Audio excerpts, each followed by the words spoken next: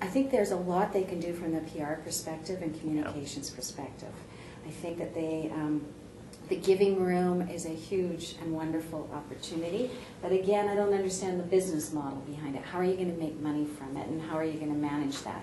But just the idea of linking the auctions to corporations, maybe who have surplus tickets, or to volunteers who want to donate their time to charity. I mean, the opportunity for him to get on Oprah would be good if he knew how to manage the giving room aspect of it. And I don't think that's happening. He should be doing CEO blogs.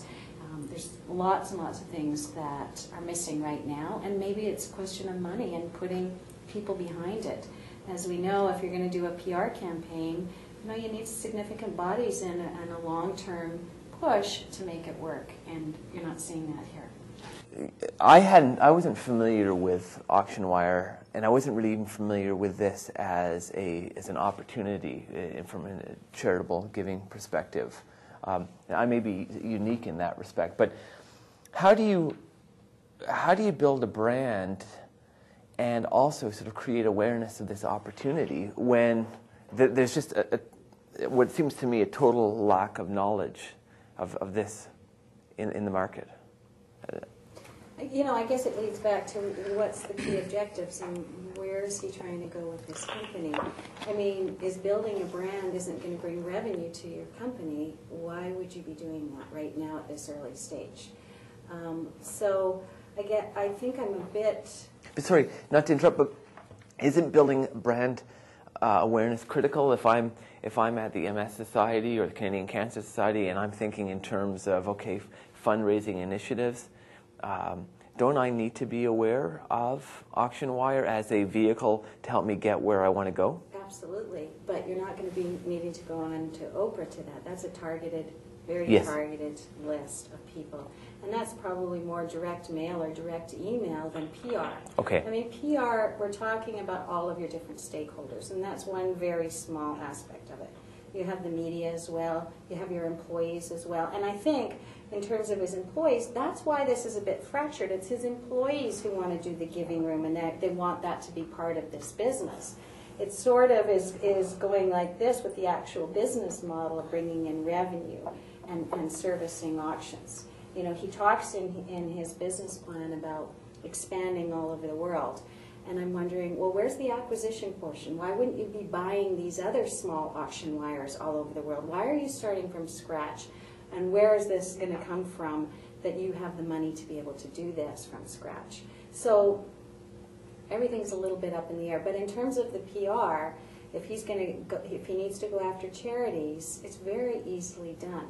You can buy lists, you can buy email lists, you can send out direct mail, so you can have your salespeople knocking on doors. But you're not going to want to be talking to the media unless you have something to say. And I don't understand what his objective is. I don't know what he's trying to say. And wouldn't you think, Matt, that these charities would welcome a new and innovative way to raise money? So they're desperate. The pie is shrinking and getting smaller and smaller, and for charities it's very difficult. So you would think, whether you want to call it PR or marketing, those should be welcoming ears that he could be reaching out to. As long as what his promise is what he's delivering. He's saying in his package that he does PR around his auctions. I looked at the PR around his auctions, and I feel that it's not very good PR because, the intent there is to drive people to actually bid.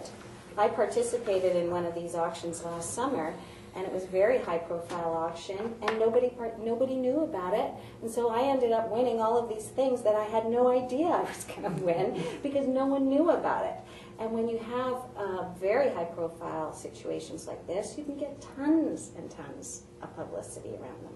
And it just wasn't happening. I think what they need to do is, we know that when people look at something new, that they want credibility, and that's why when you were talking about the endorsements of a powerful player, that gives credibility. Awards give huge credibility. This Dell Award, Michael Dell has worldwide recognition. Why isn't that, splashed everywhere? Because when you're uncertain about something, those are the things that you glom onto. The other thing that you glom onto is things that trusted peers do. So if they had a hospital vertical, if they were known for, you know, bringing in a lot of big money for prestigious hospitals in Toronto, then that would be a way to bring in, whether it's Los Angeles or wherever, big hospitals there, because they would see like firms as doing that. So to me, the global thing's not a technology thing. It's play up your visibility and reputation here and use that to leverage wherever it is. If what you're doing